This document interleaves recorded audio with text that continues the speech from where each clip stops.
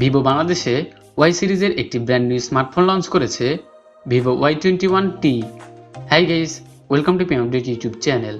আজকে আমি কথা বলবো ভিভো Y21T এই ফোনটিকে নিয়ে।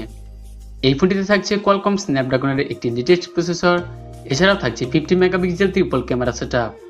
আর বাংলাদেশে এই ফোনটির অফিসিয়াল প্রাইস ধরা হয়েছে 17,990 টাকা। তো চলুন দেখা যাক এই প্রাইস রেঞ্জের ভিতরে এই ফোনে আর কি স্পেসিফিকেশন থাকছে। তো আপনারা অবশ্যই ভিডিওটি প্রথম থেকে শেষ অবধি দেখবেন, আশা করি ভিডিওটিকেও মিস করবেন না।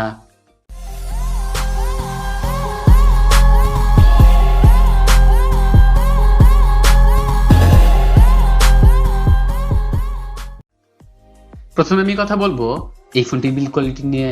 ফোনটি প্লাস্টিক বিল্ডের তৈরি, আর ফোনের পেছনেও থাকছে প্লাস্টিক, কিন্তু প্লাস্টিক হলেও দেখতে মনে হবে গ্লাস। এছাড়া ফোনের সামনে থাকছে ভি-নচ ডিসপ্লে। ফোনটিতে সিকিউরিটি হিসেবে থাকছে সাইড মাউন্ট ফিঙ্গারপ্রিন্ট সেন্সর। আর ফোনটি দুটি কালার ভেরিয়েন্টে পাওয়া যাবে, হোয়াইট এবং ব্লু। আর ফোনটির ওয়েট থাকছে 182 গ্রাম।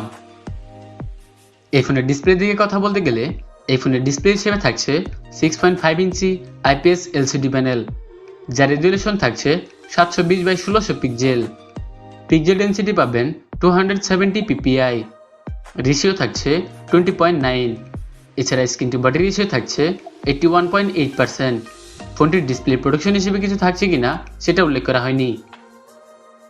এবার আসি এই ফোনের পারফরমেন্স। এই ফোনের চিপসেট হিসেবে থাকছে স্ন্যাপড্রাগনের একটি লেটেস্ট প্রসেসর, কোয়ালকম স্ন্যাপড্রাগন 680, যেটা 6 ন্যানোমিটার আর্কিটেকচারে বিল্ড করা একটি অক্টোকর প্রসেসর, যার ক্লক স্পিড থাকছে 2.4 GHz। এছাড়া ফোনটি রান করবে অ্যান্ড্রয়েড 11 ফান্টাস 12 অপারেটিং সিস্টেমে। ফোনটিতে জিবি হিসেবে থাকছে Adreno 610।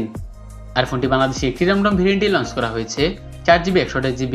এছাড়া মাইক্রোএসডি কার্ডের মাধ্যমে স্টোরেজও বাড়ানো যাবে। এই ফোনের ক্যামেরার দিকে কথা বলতে গেলে এই ফোনের পেছনে থাকছে ট্রিপল ক্যামেরা সেটআপ, যার প্রাইমারিতে থাকছে 50 মেগাপিক্সেল। এছাড়া রয়েছে 2 মেগাপিক্সেল মাইক্রো সেন্সর লেন্স এবং 2 মেগাপিক্সেল ডেপথ সেন্সর। এছাড়া ফোনের সামনে থাকছে 8 মেগাপিক্সেল সেলফি ক্যামেরা। এই ফোনটির পেছনের ক্যামেরাতে সর্বোচ্চ 1080p 30 fps ভিডিও রেকর্ড করা যাবে, যার সাথে থাকছে EIS। আর এই ফোনটির সামনে ক্যামেরাতেও সর্বোচ্চ 1080p 30 fps ভিডিও রেকর্ড করা যাবে, কিন্তু এর সাথে থাকছে না কোনো EIS। এবার কথা বলবো এই ফোনটি ব্যাটারি নিয়ে।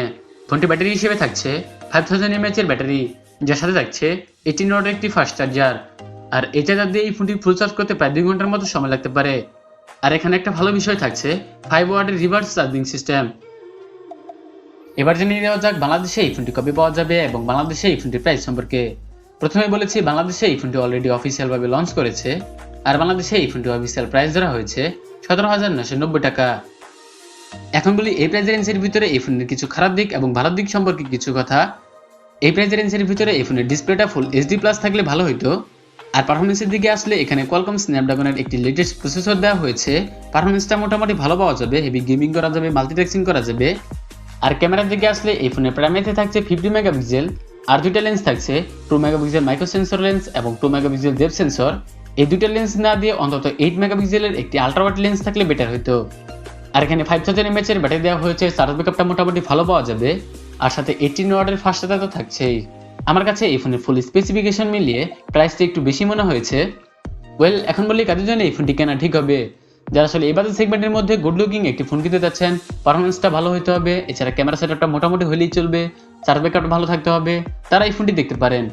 তো এই ছিল আজকের ভিডিওটি ভালো লাগলে অবশ্যই লাইক করতে পারেন, চাইলে আপনার বন্ধু বান্ধবদের সাথে ভিডিওটি শেয়ার করতে পারেন, এবং আমার চ্যানেল সাবস্ক্রাইব তো মাস্ট, সাবস্ক্রাইব করে পাশে থাকা বেল বাটনটি বাজিয়ে দিতে ভুলবেন না।